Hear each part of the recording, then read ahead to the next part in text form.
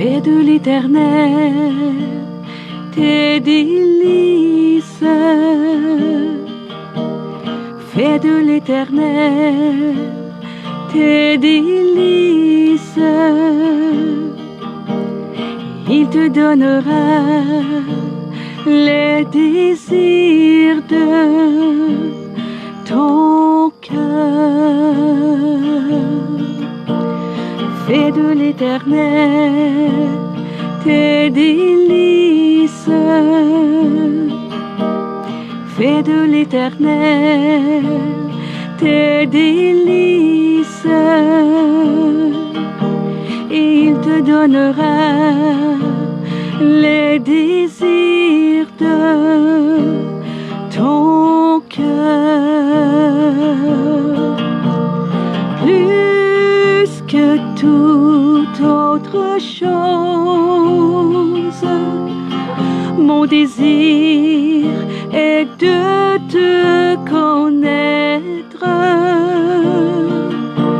Rien n'est si bas dans ce monde me comble comme toi, mon maître.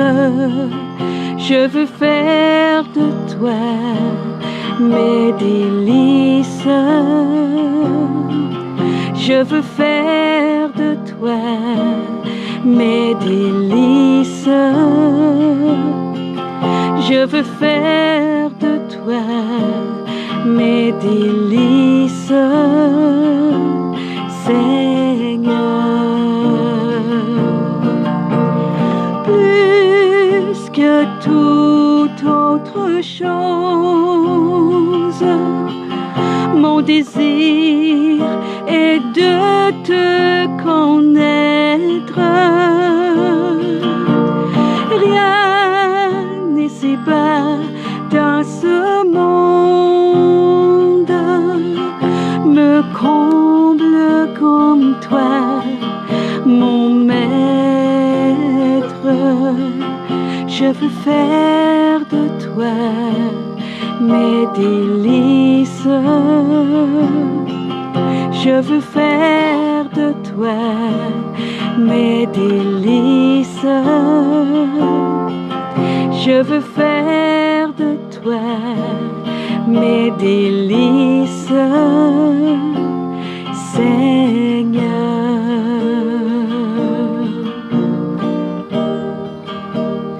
Seigneur.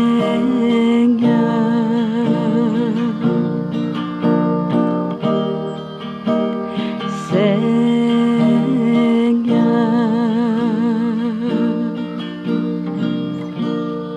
Amen.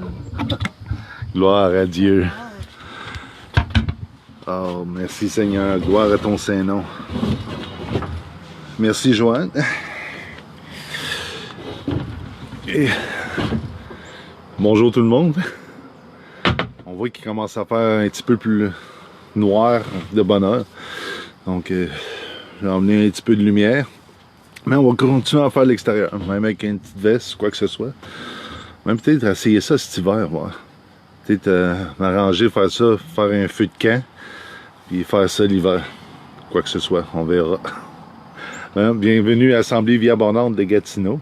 Bonsoir tout le monde. Et bonsoir à tous nos frères et sœurs dans le Seigneur. Et pour tous ceux qui... les nouveaux ou ceux qui sont déjà familiers avec les petites études ou les petites capsules que j'emmène à tous les jeudis à 6h30. Donc juste un rappel que à chaque matin à 5h le matin, live at 5 dans le Facebook de David Lyon. Et également, il y a une étude le mercredi à Facebook de Pasteur David Lyon également à 7h30. Et nos assemblées qui est le samedi à 111 rue Broadway S qui commence à 10h. Dernièrement, on le fait sous les arbres quand il fait super beau, on est super bien. Puis ça change l'atmosphère, c'est vraiment le fun, oui. Et oh, merci pasteur, j'aime le chapeau. Ouais, c'est un petit peu frais ici aujourd'hui. Je suis un petit peu plus habillé que l'habitude, là. Là, c'est un signe qu'on va commencer à remplir le hot tub bientôt. Gloire à Dieu. Bon, pour poursuivre, depuis les derniers jeudis, c'est notre verset clé qui est Ésaïe 11, 2. Je vais lire cette partie-là qui dit « L'Esprit de l'Éternel reposera sur lui. » Puis, on voit ici que Jésus, il parle de Jésus ici, puis on voit que l'esprit de sagesse et d'intelligence, l'esprit de conseil et de force, l'esprit de connaissance et de crainte de l'Éternel. Donc, bon, je sais pas si vous l'entendez en moto, mais c'est assez bruyant ici. Gloire à Dieu. Merci, Père éternel, pour ce temps ensemble. Merci pour la parole qu'on va entendre, qu'elle puisse tomber sur une bonne terre. Et ta parole, elle va toujours porter fruit, et on le sait. Puis on la voit aussi manifester dans nos vies pour que ton nom soit glorifié, que le royaume de Dieu puisse avancer. Amen. Gloire à Dieu, soyez bénis. Et ici, oui, dans Ésaïe 11.2 qui dit « L'Esprit de l'Éternel vraiment reposait la personne de Jésus, qui est le Fils unique de Dieu. » Donc Jésus était équipé pour surmonter toutes choses. Et on le voit à travers les évangiles, comment il a approché les difficultés, comment il a approché la persécution, comment il a approché le fait d'être rejeté. Et on voit qu'il a surmonté dans toutes les choses qu'il faisait. Puis on voyait aussi seulement qu'il y avait la sagesse, on voyait qu'il y avait l'intelligence, l'esprit de conseil et de force. On peut le voir, ça, dans la personne de Jésus, à travers les évangiles. L'esprit de connaissance et la crainte de l'Éternel.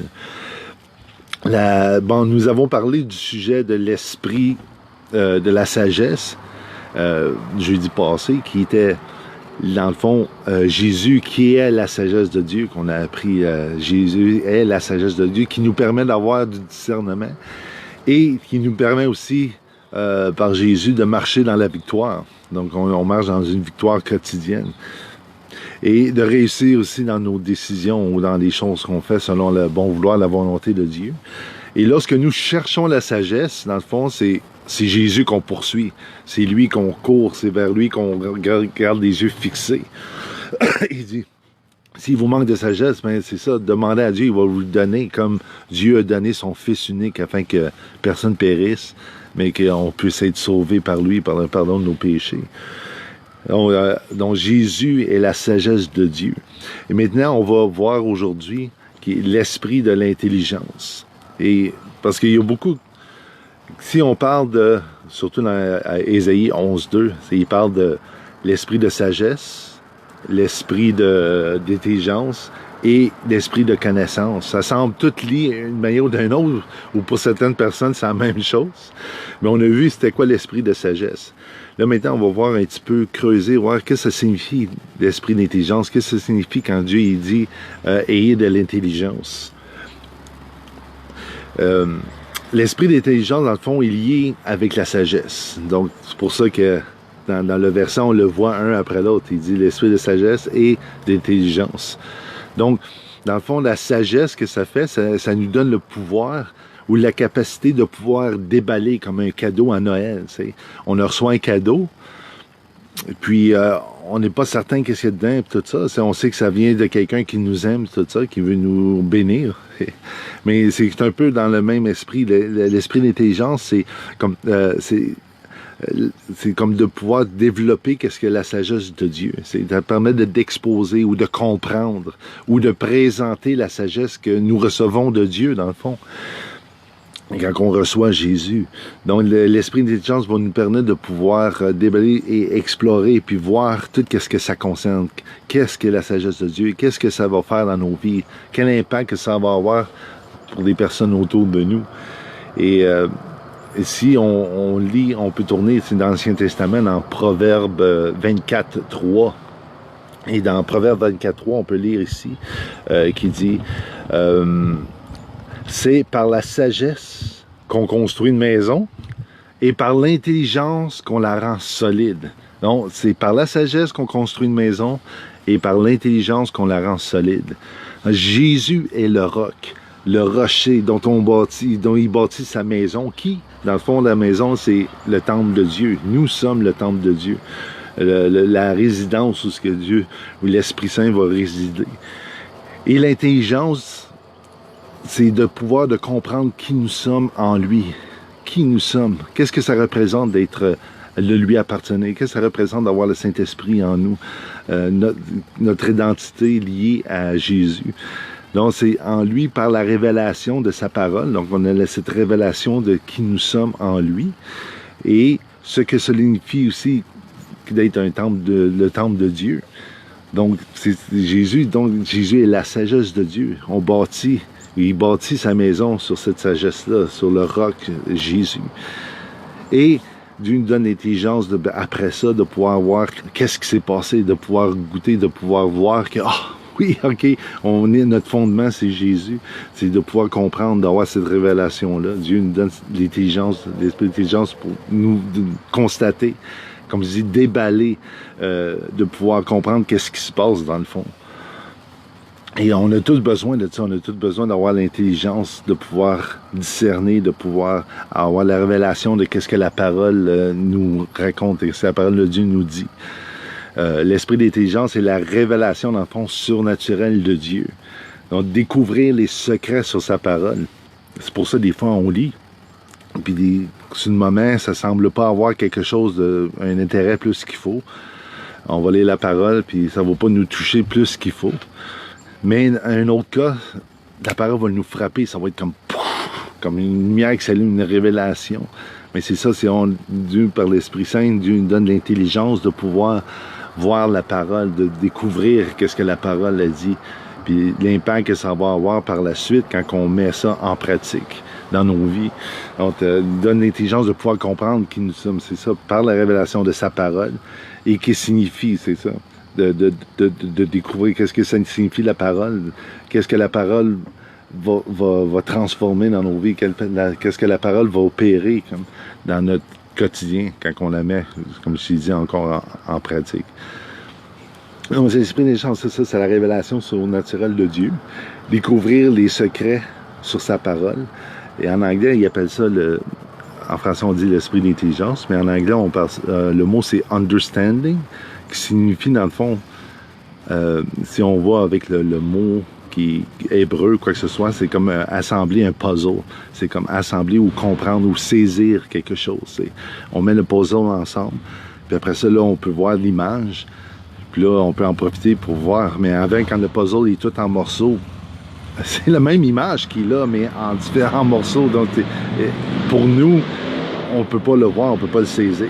Mais lorsque le puzzle est mis ensemble, quand la sagesse de Dieu, lorsque l'esprit d'intelligence nous permet de pouvoir assembler le puzzle au complet, là, on peut voir l'image puis jouir de cette image-là. C'est un peu qu'est-ce qui se passe avec la parole de Dieu. Donc, c'est l'Esprit de Dieu, dans le fond, qui illumine nos cœurs. Il nous donne la compréhension de sa sagesse. En d'autres termes, il allume la switch. Comme tu te dis, il y a quelque chose, comme quand on lit la parole, tout d'un coup, wow, j'ai jamais vu ça comme ça. Donc, Dieu nous donne l'intelligence de pouvoir comprendre la sagesse de Dieu. Si on va maintenant dans Éphésiens 1:17. Afin que le Dieu de notre Seigneur Jésus-Christ, le Père de gloire, vous donne l'esprit de sagesse et de révélation dans ce qui regarde sa connaissance ou la connaissance de lui-même. Donc, tu vois, ici, on parle ici, pas seulement l'esprit de sagesse, mais aussi de révélation ou d'intelligence, de reconnaître, de tout ce qui concerne lui-même, dans le fond, la connaissance du Christ. C'est quoi de connaître Jésus? Qu'est-ce que ça signifie? Donc, connaître Jésus, premièrement, c'est la vie éternelle, donnée par Dieu. La révélation de lui-même, dans le fond, Dieu, il se révèle lui-même à l'humanité par la personne de son Fils Jésus. Donc, par la foi, nous croyons que nous avons la rémission de nos péchés, donc le pardon de nos péchés. Et la sagesse de Dieu est manifestée dans la personne de Jésus.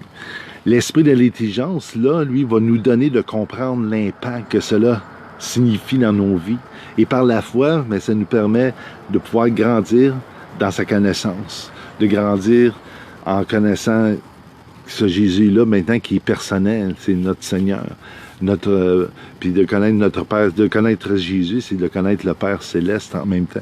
Donc maintenant, c'est une intimité. On est dans le niveau où ce que maintenant, c'est plus Jésus n'est plus un inconnu ou une connaissance qui est extérieure, mais c'est vraiment quelque chose de différent. Maintenant, on a cette révélation-là qui dit, comme c'est écrit dans Éphésiens 1:17, qui nous donne la révélation dans ce qui regarde sa connaissance. Et ensuite, on peut continuer aussi également dans Proverbe 9, 4, 5, qui dit « Qui est celui qui est simple? » Donc, simple, ça veut dire que c'est quelqu'un qui est simple d'esprit ou qui va dire qu'il n'est pas intelligent. Qui est celui qui est simple? Qu'il se retire ici, qu'il vienne, ce qu'elle dit ici. Et elle dit à celui qui est dépourvu de sens, donc quelqu'un qui manque d'intelligence, qui est sans intelligence, il dit « Venez, mangez mon pain et buvez du vin. » Je ne sais pas si ça vous rappelle quelque chose, mais quand quelqu'un dit « Venez manger mon pain et buvez du vin », j'ai tout de suite dans la tête Jean 6, 35, et on va le lire. Jésus leur dit « Je suis le pain de vie. Celui qui vient à moi n'aura jamais faim, et celui qui croit en moi n'aura jamais soif. » Donc, dans Proverbe, même dans l'Ancien Testament, c'est pour ça que je dis maintenant, lorsqu'on lit l'Ancien Testament, on le regarde avec les lunettes de Jésus, les lunettes du Christ. Maintenant, on le voit par le filtre du Seigneur. Et quand on lit Proverbe 9, 4, 5, on peut le voir, ça. Dieu nous donne l'intelligence de pouvoir voir Jésus dans ce verset-là, qui dit « Qui est celui qui est simple, qui se retire ici? » Et il dit à celui qui est dépourvu de sens ou sans intelligence, « Venez, mangez de mon pain et buvez du vin. » Donc Jésus, il dit, venez à moi, dans le fond. Si vous êtes sans intelligence, je vais vous ouvrir les yeux, je vais vous donner une révélation de moi-même. Dans Jean 6, 35, il dit, Jésus, il leur dit, je suis le pain de vie. Donc Jésus est la parole de Dieu. Et nous sommes invités à se nourrir de la parole de Dieu. Et voilà, tous ceux que vous connaissez qui se nourrissent de la parole de Dieu et qui marchent dans la révélation de lui-même, qui marche dans la révélation de qui est la personne de Christ, qu'il est en lui, tout ça. Qui, dans le fond, Jésus est le pain de vie. Ça va faire une différence. Ils vont grandir, premièrement, dans une espérance et aussi dans la sagesse de Dieu qui, comme je te dis, on a vu Jésus qui a marché parmi les hommes avec la sagesse, la connaissance, et on voyait comment il affrontait les difficultés, comment il répondait aux questions que les gens essaient de le piéger par des questions. Et puis il a toujours réussi comme à les étonner, au point où il ne voulait plus lui poser de questions, parce qu'il avait de l'air fou dans ce cas-là. Et dans Jean 1, 4, 5, il est écrit « Donc cette vie-là, Jésus est le pain de vie. » Donc il dit « En elle était la vie. Et la vie était la lumière des hommes. Et la lumière, lui, dans les ténèbres. » Donc l'Esprit nous donne l'intelligence de comprendre, de reconnaître la vérité. Quand on marche dans la lumière, on voit les choses telles qu'elles sont. Gloire à Dieu, merci au Seigneur. Et par la foi, on va vivre dans cette nouvelle naissance-là, dans cette nouvelle réalité-là du royaume, sous cette nouvelle lumière-là. Donc Dieu nous donne l'intelligence de pouvoir constater, de voir qu'est-ce qui se passe, là. Qu'est-ce qui s'est passé à la croix, qu'est-ce qui se passe maintenant. Je suis une nouvelle création en Jésus. On a la révélation de cette nouvelle réalité-là maintenant, malgré qu'on vit dans ce monde-là, où ce que tout le monde va juger.